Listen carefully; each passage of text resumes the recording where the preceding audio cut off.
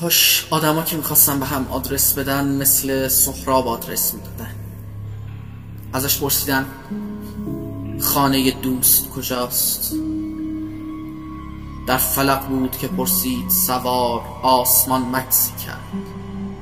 رهگذر شاخه نوری که به لب داشت به تاریکی شنها بخشید و به انگشت نشان داد سپیداری و گفت نرسیده به درخت.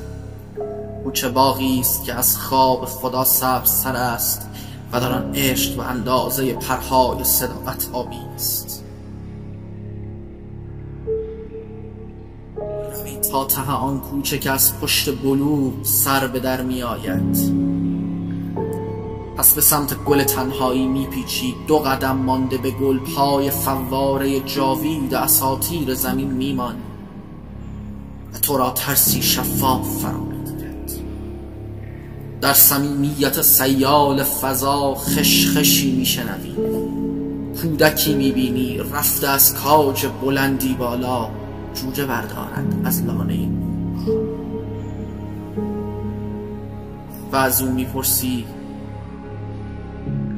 خانه دوست کجاست؟